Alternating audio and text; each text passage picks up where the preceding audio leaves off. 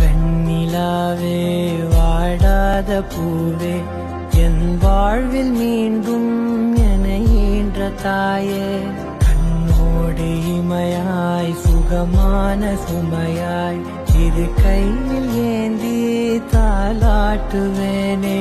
காற்றோடு தலை கோதி நதியோடு தவழ்ந்து உயிரோடு உயிராக உறவாடும் அழகே பனியோடு விளையாடி மலரூஞ்சலாடி